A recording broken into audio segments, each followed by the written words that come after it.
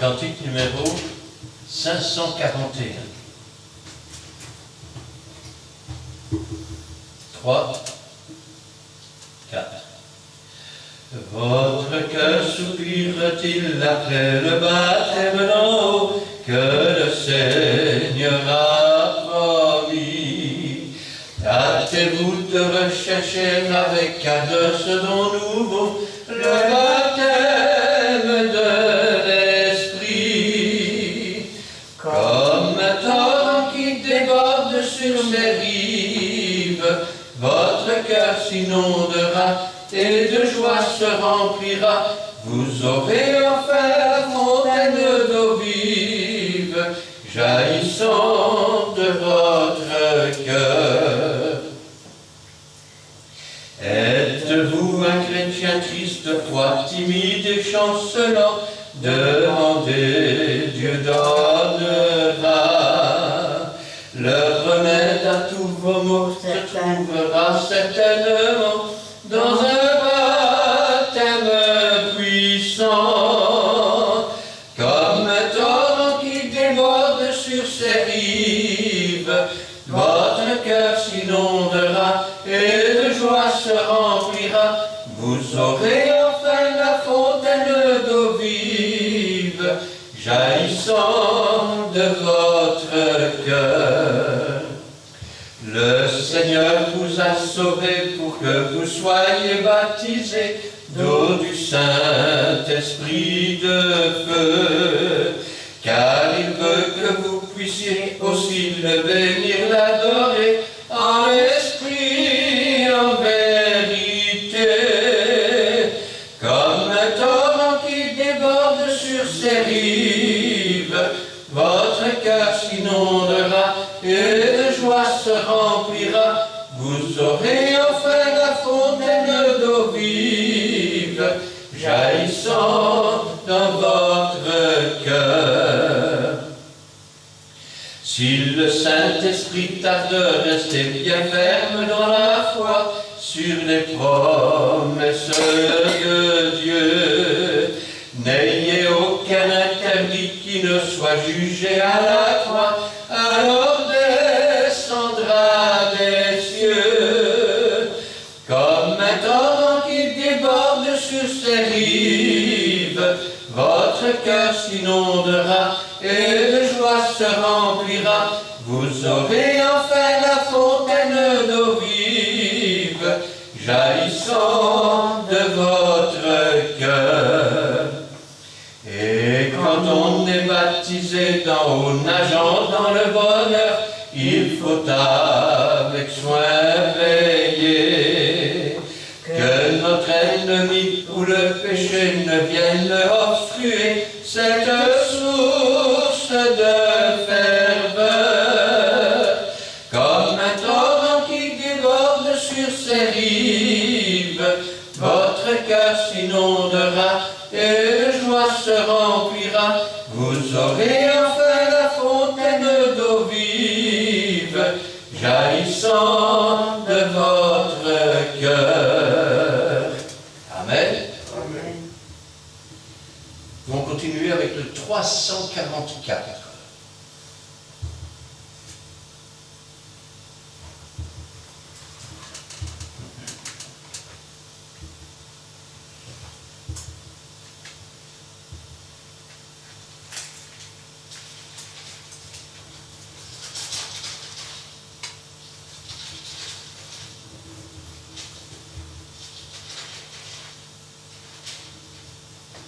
Six, 24. Devant mon âme confondue, s'étend un océan d'amour, et dans l'eau la paix descendue inonde mon cœur en ce jour. Sur la croix, Christ a porté toute mon iniquité.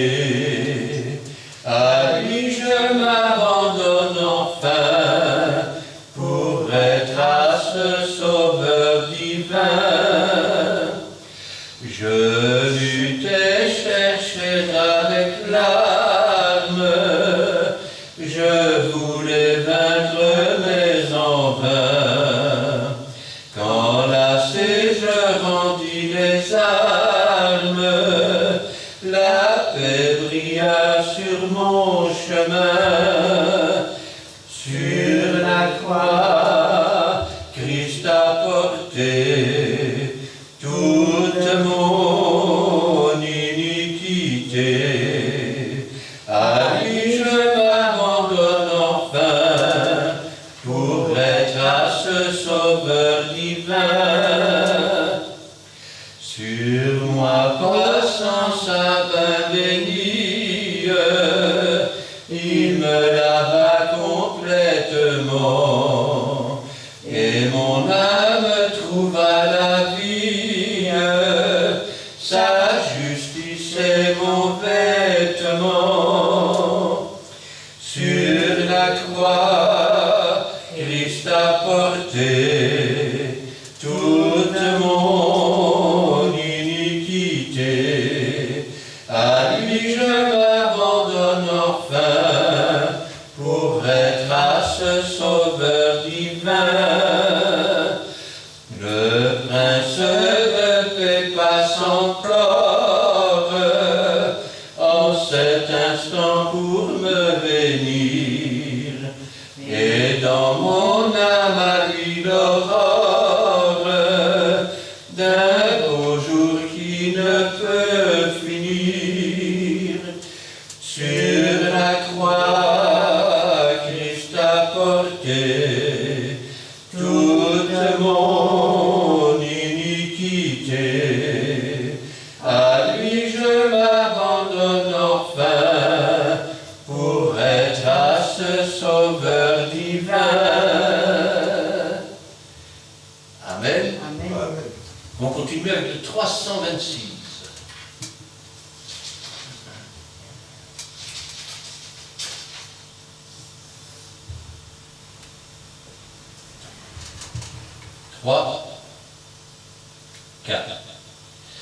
C'est vers toi que je me tourne.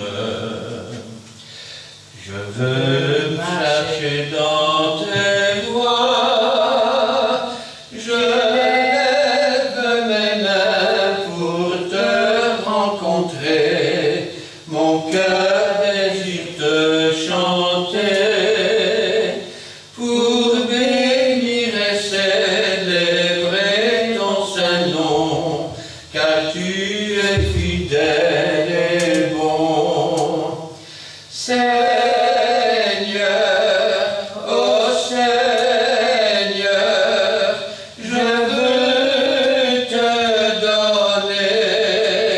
Seigneur, oh Seigneur, ma vie à jamais.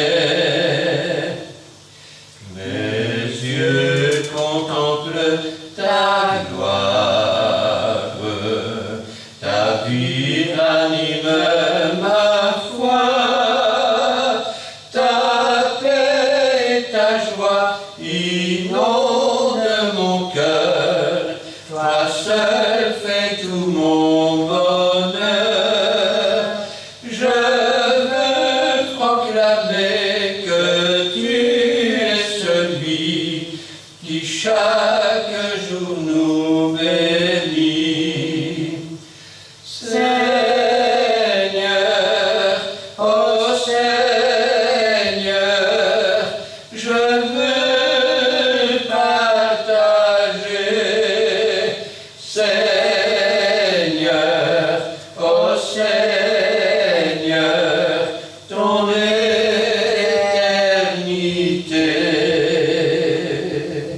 Amen. Amen. Je veux partager ton éternité. Amen. Dieu donne des talents et il faut les faire valoir. Car celui qui enterre les talents en ôtera même ce qu'il croit avoir. Aujourd'hui,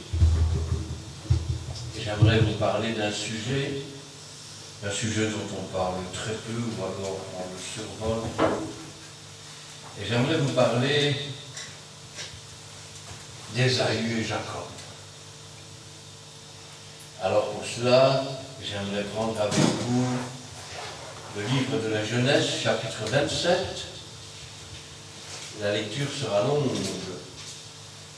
Nous lirons là les 40 premiers versets. Je vais demander à mon frère Édouard de remettre la parole du Seigneur entre ses mains et je vous ferai la lecture. Ah non, pardon, Gina vous fera la lecture. Éternel Dieu Tout-Puissant, que nous sommes sanctifiés encore ce moment qui est une peut-être que nous mangeons la parole. Sanctifions peut-être avoir béni l'instant par laquelle la parole sera préparée. Bénis aussi la vie que nous présentons ici. Manquez au pas à tes témoignements, à tes diverses éternels. Nos cœurs pleins, nous devons écouter ainsi que l'éternel. Sanctifions de sur la place. Saint-Esprit, c'est toi qui vas avoir le Saint, c'est un message que nous pouvons recevoir à travers l'instrument. Et nous voulons que notre enseignement de ce soir puisse ardemment peut-être prêcher cette parole. Sanction de c'est ainsi que nous voulons te dire merci dans notre prénom, dans notre précieux Seigneur. Amen.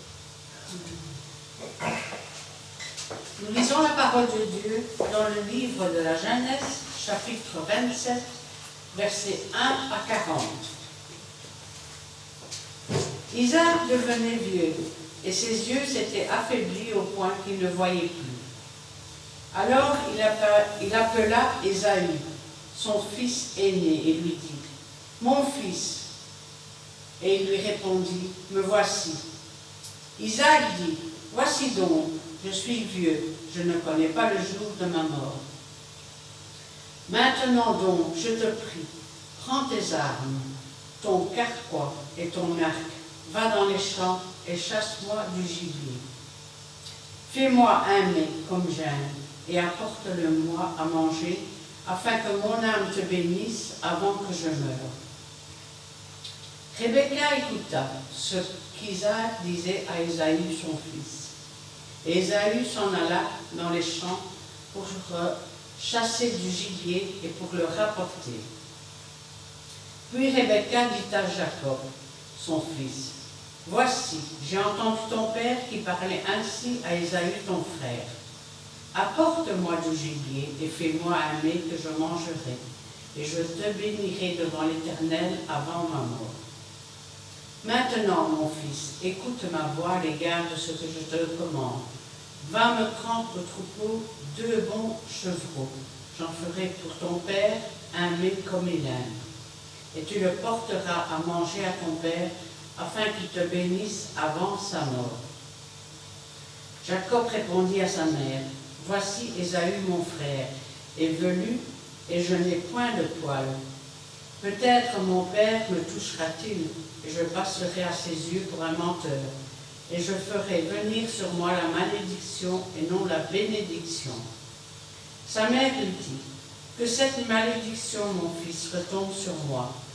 Écoute seulement ma voix, et va me les prendre. » Jacob alla les prendre et les apporta à sa mère, qui fit un mets comme son père aîné.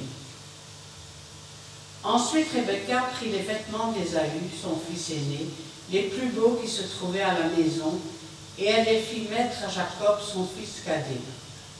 Elle couvrit ses mains de la peau des chevreaux et son cou qui était sans poil. Et elle plaça dans la main de Jacob, son fils, le mets et le pain qu'elle avait préparé. Il vint vers son père et dit, « Mon père !» Et Isaac dit, « Me voici, qui es-tu, mon fils ?» Jacob répondit à son père, « Je suis Ésaü, ton fils aîné. J'ai fait ce que tu m'as dit. Lève-toi, je te prie, assieds-toi et mange de mon gibier, afin que ton âme me bénisse. » Isaac dit à son fils, « Et quoi? Tu en as déjà trouvé, mon fils ?» Et Jacob répondit, « C'est que l'Éternel, ton Dieu, l'a fait venir devant moi. » Isaac dit à Jacob, approche donc, et que je te touche, mon fils, pour savoir si tu es mon fils Ésaü ou non. Jacob s'approcha d'Isaac, son père, qui le toucha, et dit, la voix est la voix de Jacob, mais les mains sont les mains d'Ésaü. Il ne le reconnut pas, parce que ses mains étaient velues, comme les mains d'Ésaü, son frère, et il le bénit. Il dit, c'est toi qui es mon fils Ésaü. Et Jacob répondit, c'est moi. Isaac dit, serre-moi, et que je mange du gibier de mon fils, afin que mon âme te bénisse. Jacob le servit, et il mangea. Il lui apporta aussi du vin, et il but. Alors Isaac, son père, lui dit, approche donc, et baise-moi mon fils. Jacob s'approcha et le baisa Isaac sentit l'odeur de ses vêtements, puis il le bénit et dit, voici l'odeur de mon fils, et comme l'odeur d'un champ que l'Éternel a béni. Que Dieu te donne de la rosée du ciel, et de la graisse de la terre, du blé et du vin en abondance.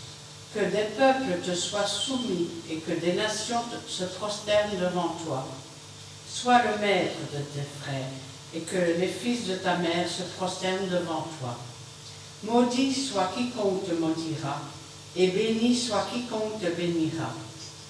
Isaac avait fini de bénir Jacob, et Jacob avait à peine quitté son père Isaac, qu'Ésaü son frère revint de la chasse. Il fit aussi un mets qu'il porta son père, et il dit à son père, que mon père se lève et mange du gibier de son fils, afin que ton âme le bénisse. Isaac, son père, lui dit, qui es-tu? Et il répondit, je suis ton fils aîné, Ésaü. Isaac fut saisi d'une violente émotion, et il dit, qui est donc celui qui a chassé du gibier et me l'a apporté? J'ai mangé de tout avant que tu viennes, et je l'ai béni. Aussi sera-t-il béni? Lorsqu'Ésaü entendit les paroles de son père, il poussa de forts cris, plein d'amertume, et il dit à son père, bénis-moi aussi, mon père.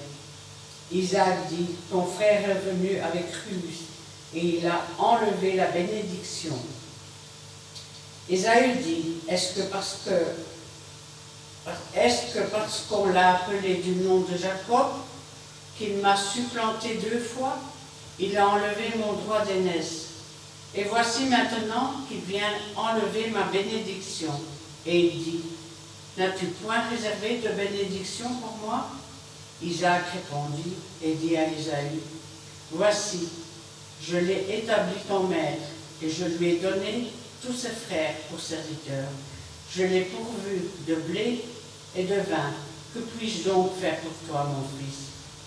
Ésaü dit à son père, n'as-tu que cette seule bénédiction, mon père? Bénis-moi aussi, mon père. Et Ésaü éleva la voix et pleura. Isaac, son père, répondit et lui dit, voici, ta demeure sera privée de la graisse de la terre et de la rosée du ciel d'en haut. Tu vivras de ton épée et tu seras asservi à ton frère, mais en errant librement çà et là, tu briseras son joug de dessus. Ton cou. Amen.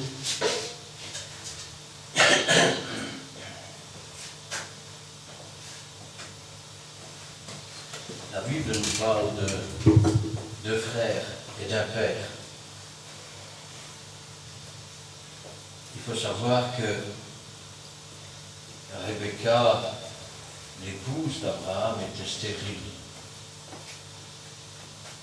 Et à 40 ans, il n'avait toujours pas d'enfant d'elle. Alors il avait prié le Seigneur. Et 20 ans plus tard, il allait être exaucé lorsque naquit Ésaü et Jacob.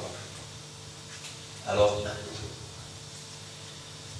déjà la prophétie s'était fait entendre à Rebecca, parce qu'elle se demandait pourquoi les 2 enfants se heurtaient dans son ventre. Alors elle était allée consulter l'Éternel, Et l'Éternel lui avait dit, il y a 2 nations dans ton ventre, 2 peuples qui se sépareront à la naissance. Et il lui a dit aussi que le plus âgé serait assujetti, c'est-à-dire l'aîné serait assujetti au cadet. Si vous cherchez où ça se trouve, vous pouvez lire dans le chapitre 5 de la Genèse, versets 21 à 23, ou alors dans Romains, chapitre 9, verset 12. Et voilà nos enfants qui vont naître. Le premier va sortir et on va l'appeler Ésaü. Ésaü signifie velu. Pourquoi? Parce que il est atteint d'hypertrichose. C'est quoi l'hypertrichose? Eh bien, c'est quand vous avez des gens qui ont une pilosité qui est énorme, presque comme les animaux. Et quand tu sors du ventre de sa mère, c'est une boule de poil. Alors on va l'appeler Ésaü, ce qui signifie velu. Et le second qui va sortir tient le talon de son frère, comme la prophétie l'avait dit. Et le deuxième, on va l'appeler trompeur, menteur, supplanteur, c'est-à-dire Jacob. Voilà 2 frères.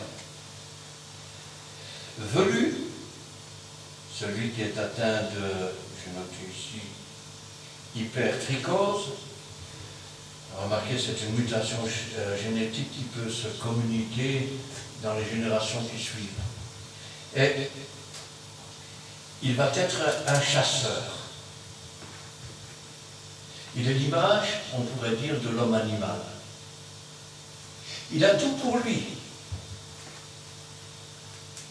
Il est le premier-né, donc il hérite de tous les biens de son père. Il hérite aussi de la bénédiction, c'est-à-dire que c'est celui qui va être le patriarche et qui va être le maître de toute la maison. Mais voilà, était-ce, je vais dire, une prémonition quelque part, quand il naît velu comme cela, il a un côté animal. Et ce côté animal va le poursuivre parce que il devient un chasseur, un habile chasseur même. Et à cause de cela, il est le préféré de son père. Il est le préféré de son père parce qu'il lui ramène le gibier qu'il aime bien. Et voilà que Jacob, lui, c'est un homme qui est plutôt paisible. C'est un homme qui préfère rester dans les tentes. Nous dirons que c'est l'homme, on dirait aujourd'hui intellectuel, je dirais plutôt spirituel. Un jour, il se fait à manger des lentilles. Et Ésaü arrive, je meurs de faim, donne-moi à manger, donne-moi de ce plat de roux. Remarquez que le mot roux peut être traduit comme terre. Le premier Adam est tiré de la terre. Le second Adam est tiré du ciel. Et il lui dit, non, moi j'ai fait ça pour moi. Allez, s'il te plaît, je te donne tout ce que tu veux. Et Jacob va lui dire, car s'il s'appelle menteur, trompeur, supplanteur, c'est pas pour rien. Il va lui dire, d'accord, mais donne-moi ton droit d'aînesse. Autrement dit, donne-moi tout l'héritage de la maison de mon père, et je te donnerai à manger, sinon je le mange moi, et puis c'est tout. Ce qu'il propose est un marché de dupes, en quelque sorte. Essayez d'imaginer, il est vrai que quand la famine est là, dans le monde, que ne donnerait-on pas pour un bol de riz ou pour un peu à manger? Il y a des gens qui vendent leurs enfants, leurs femmes, qui donne tout pour avoir à manger, parce que c'est ça où il meurt. Il y en a même qui mangent de l'être humain. Et il va accepter. Voilà donc un chef, un patriarche, qui est maintenant sans héritage. L'homme animal, c'est cela. C'est celui pour lequel Jésus est mort sur la croix du calvaire. Il a droit à tout. Car Dieu a tant aimé le monde qu'il a donné son Fils unique afin que quiconque, c'est-à-dire n'importe qui, quiconque croit en lui, reçoive la vie éternelle et l'héritage qui va avec. Mais lui n'y accorde aucune importance. Il est comme ces gens dans le monde qui disent « Laissez-moi tranquille avec votre Dieu. Laisse-moi tranquille avec l'héritage. Moi, je veux manger de vous. Laisse-moi tranquille avec Dieu. Moi, je préfère vivre dans le péché. » Voilà qu'il a perdu l'héritage de son père. Pas pratique, hein? Parce que quand on veut trouver une femme, à cette époque-là, il faut quand même avoir quelque chose à offrir comme dot. Quand on a déjà perdu l'héritage de son père, on n'a plus rien. On ne peut même pas s'attendre à ce qu'il reçoive quelque chose quand son père va mourir. Être chef, c'est bien, mais chef sans rien. Voilà où en est sa situation. Et puis, Rebecca, qui avait entendu la prophétie selon laquelle le cadet serait le chef de l'aîné, elle entend Isaac. Il dit à son fils, va me chasser du gibier comme j'aime bien, prépare-le-moi. Quand tu reviendras, je te donnerai ma bénédiction. Qu'est-ce que la bénédiction? La bénédiction, il n'y en a qu'une. Elle est donnée pour celui qui va s'approcher et la demander. Normalement, elle est pour le fils aîné, pour Ésaü.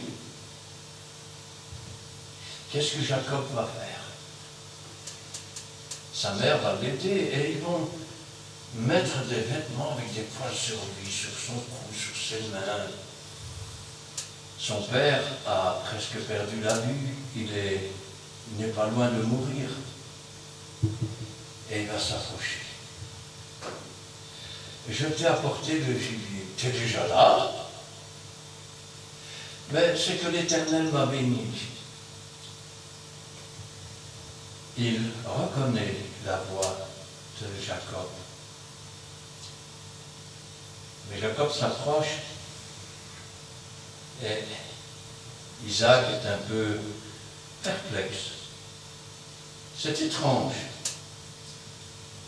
C'est la voix de Jacob, mais c'est l'odeur de mon fils Ésaü. Vous savez, Dieu nous a donné un fils aîné, le premier. Il est le premier en toutes choses, c'est Jésus.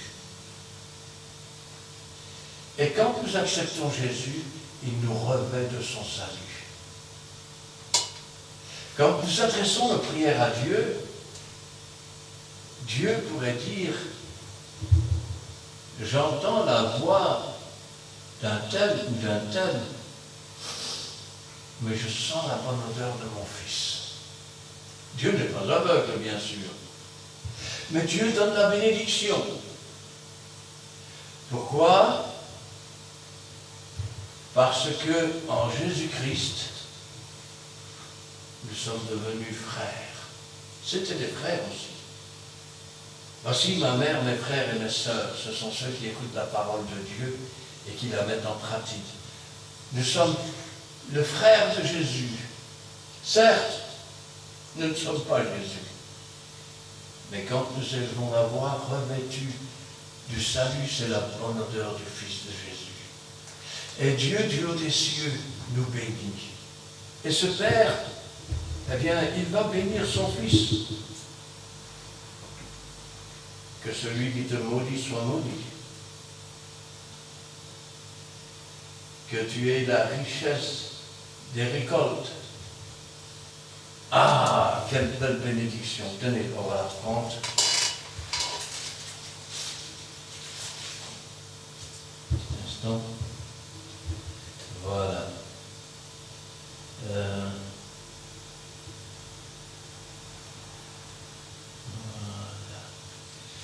Que Dieu te donne la rosée du ciel. Vous savez, la rosée, c'est quelque chose d'important. Quand on pourrait dire que ce sont les prémices de l'esprit, quand Gédéon voulait partir au combat, il a dit, je veux un signe. Si demain, toute la pelouse est pleine de rosée, mais que la peau est sèche, alors je te croirai. Et le lendemain, la chose a été comme cela. Alors Gédéon a dit, je demanderai encore un signe. Si demain, c'est la peau qui est remplie de rosée et tout le terrain qui est sec, alors je te croirai. Quelle belle prophétie. Dans un monde sec, un Jésus rempli du Saint-Esprit. C'est le premier signe. Il meurt sur la croix, c'est lui qui baptise du Saint-Esprit. Il est là comme une peau sèche, abandonné de tous, celui dont on se moque, et pourtant, il répand le Saint-Esprit. Car il fallait d'abord qu'il verse son sang. Et quand je pense à cela, que Dieu te donne la rosée du ciel, la graisse de la terre, du blé, du vin en abondance, que des peuples soient soumis et que des nations se prosternent devant toi. Vous marcherez sur les serpents, vous marcherez sur les scorpions. Nous n'avons pas à lutter contre contre la chair, mais contre les dominations dans les lieux célestes. Ce sont des nations qui occupent les lieux célestes et que nous devons chasser, jeter dans les abîmes. Sois le maître de tes frères et que les fils de ta mère se prosternent devant toi. Maudit soit quiconque te maudira, béni soit quiconque te bénira. Isaac finit à peine de quitter son père. Jacob finit à peine de quitter son père Isaac, que Ésaü arrive. Ah, mon père, je te rapporte le gibier. La Bible nous dit, prenez garde de ne pas être arrivé trop tard. Il est arrivé trop tard. Vous savez, ce sont les violents qui s'emparent du royaume des cieux. Si tu ne sais pas te faire violence, si tu ne sais pas renoncer à toi-même, tu passes à côté de beaucoup de choses. Et voilà que son père lui dit, mais quelqu'un est déjà venu. Et Isaac sait immédiatement que c'est Jacob. Vous savez, il est parti comme une vierge folle. Il revient. Cette fois-ci, il n'est même plus le chef de ses frères. Il n'est même plus le patriarche. Il est comme l'esclave de ses frères. Quand je pense à cela, je dis, Seigneur, donne-nous de faire tout ce que tu nous demandes. Si nous devons pour cela revêtir Jésus-Christ, revêtons Jésus-Christ. Tout disciple accompli est semblable à son maître. Pourquoi? Parce que, comme disait Paul, ce n'est plus moi qui vis, c'est Christ qui vit en moi. Quand Jacob s'est approché de son père, c'est comme si Ésaü vivait en lui. Il portait ses vêtements, il portait son odeur, seule la voix était différente. Et il a reçu la bénédiction.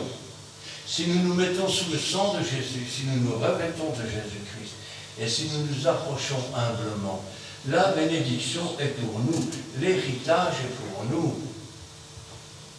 Et comme Jésus a dominé dans ce monde, nous régnerons avec lui. Quand je pense à cela, je dis, Seigneur, quelle belle histoire. Regardez un peu ces deux frères. Ils sont un peu comme Israël et le monde. Israël s'est un peu moqué de Dieu, ils ont rejeté Jésus, comme Ésaü avait rejeté son droit d'aînesse. Et Dieu s'est tourné vers les nations, et la bénédiction s'est tournée vers ceux qui étaient des menteurs, des trompeurs, des supplanteurs dans toutes les nations. Non pas qu'il ait abandonné son fils, mais afin de susciter sa jalousie. Quand je pense à cela, je pense aussi au fait qu'ils sont deux fils. L'un reçoit et il n'y a plus rien pour l'autre. Souvenez-vous toujours des paroles de Jésus, de deux femmes qui voudront à la meule, l'une sera prise, l'autre laissée. De deux qui seront dans un lit, l'un sera pris, l'autre laissé. De deux qui seront dans un champ, l'un sera pris, l'autre laissé. Rappelez-vous l'histoire des 5 vierges, des vierges sages et des vierges folles. Nous avons cet homme, Ésaü, qui est comme une vierge folle. Il n'a déjà rien à faire d'héritage de son père, il n'a rien à faire de rien du tout, il s'en moque. Et puis quand il vient pour prendre la bénédiction, quelqu'un d'autre est passé avant lui. Celles qui étaient prêtes sont rentrées.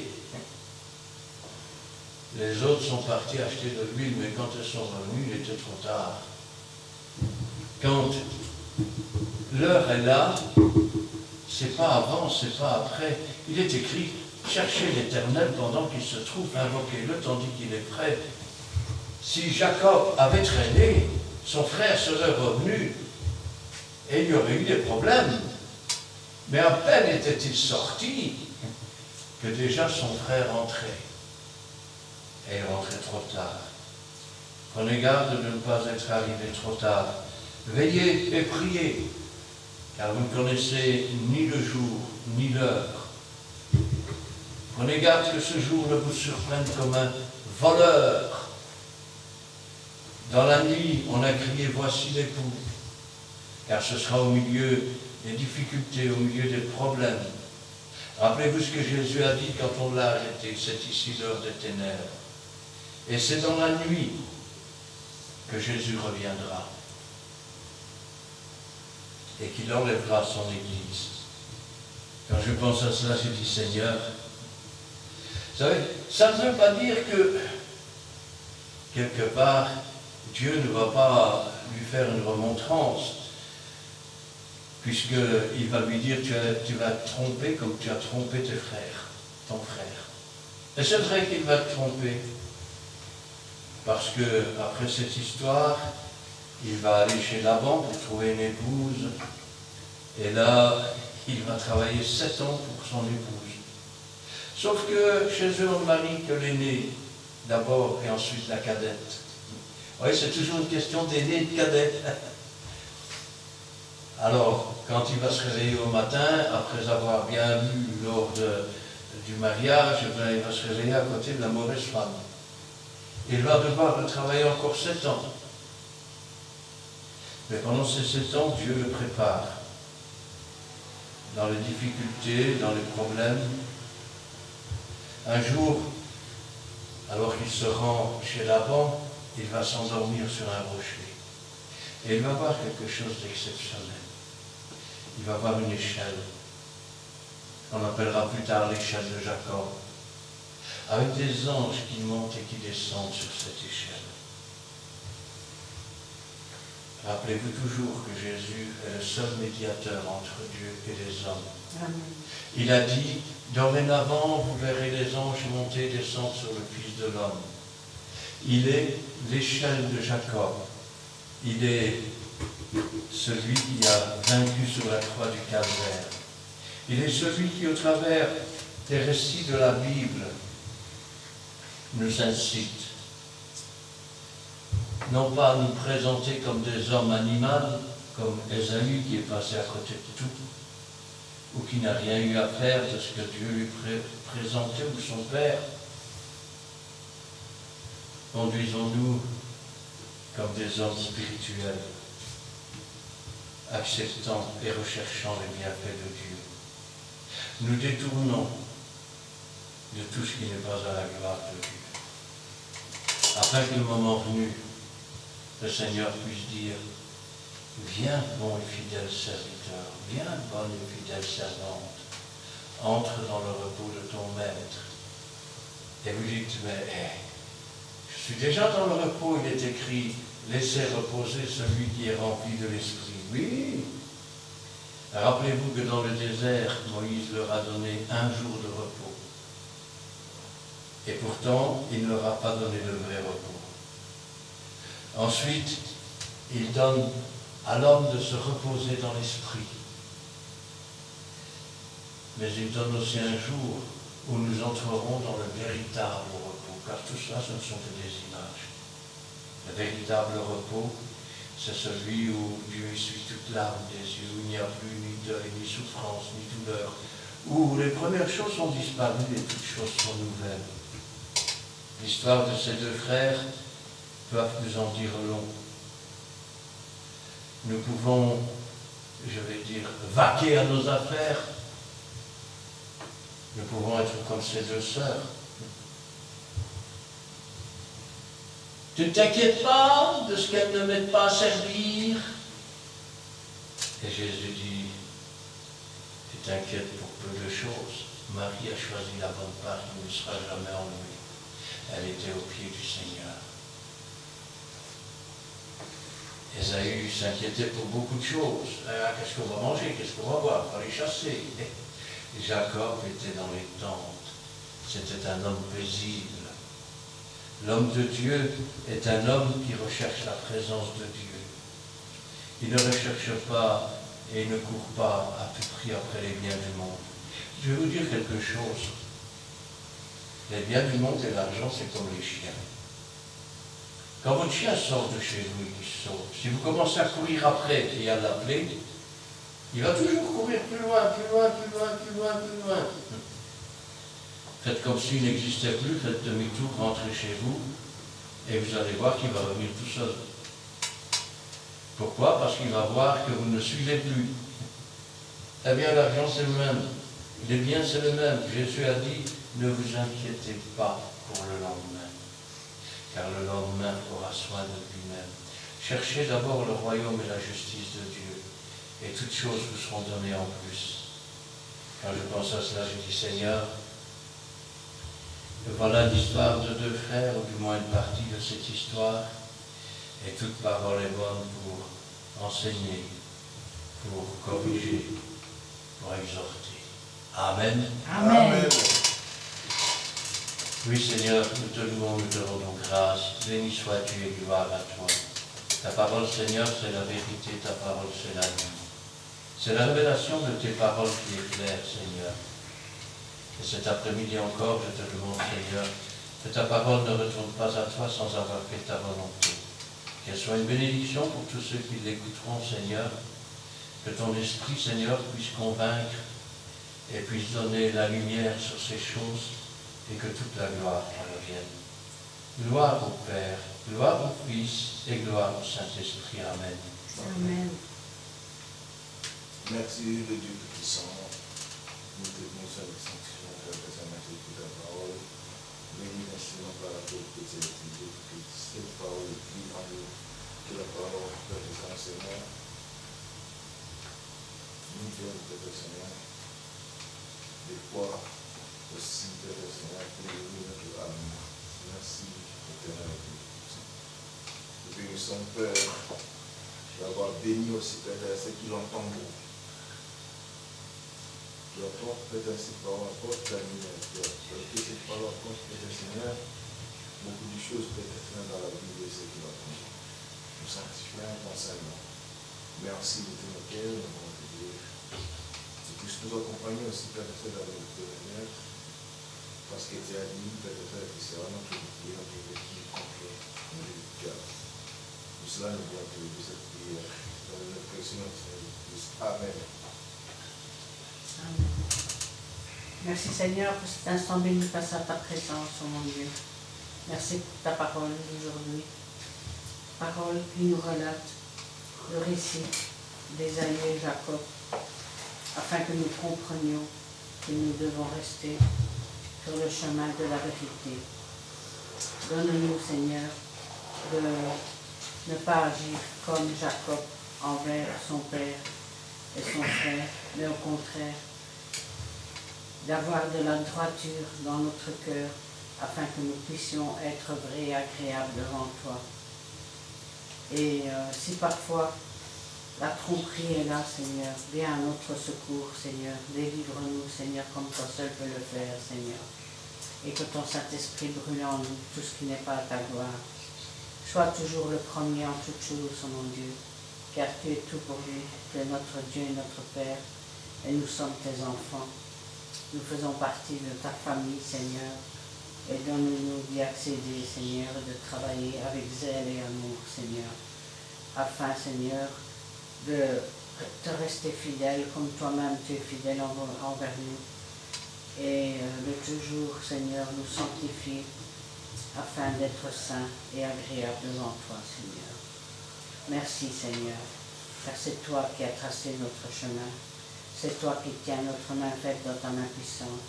C'est toi qui guides nos pas dans tes empreintes.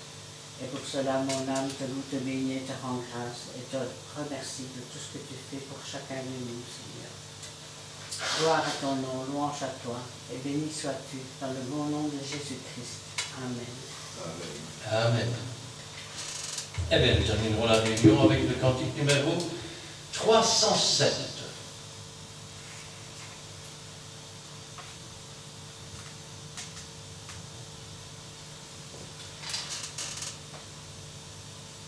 Cantique numéro 307.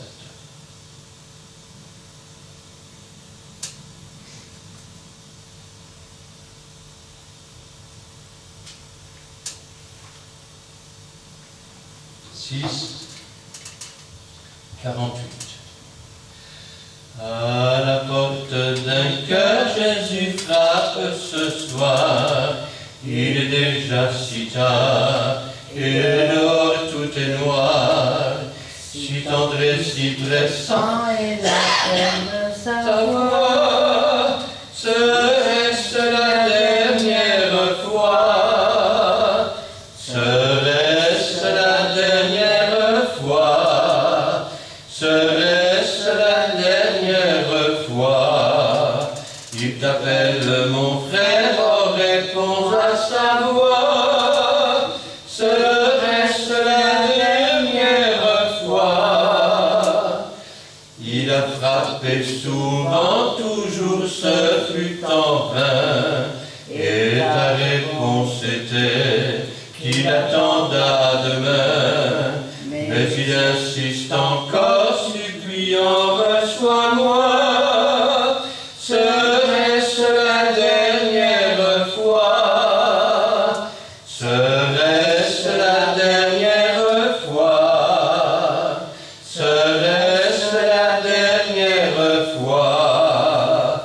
Il t'appelle mon frère, oh, réponds à sa voix.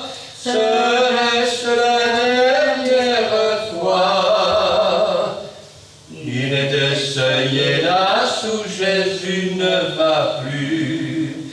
Des cœurs à tout jamais, fermés, perdus, glacés, pour n'avoir pas ouvert à l'appel de sa voix. Quand c'était la dernière fois?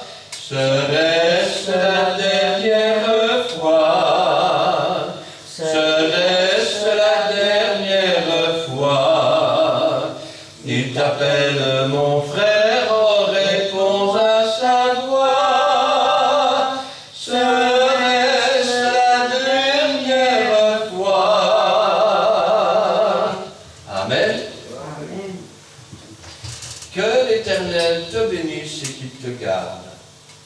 Que l'Éternel fasse luire sa face sur toi et qu'il t'accorde sa grâce.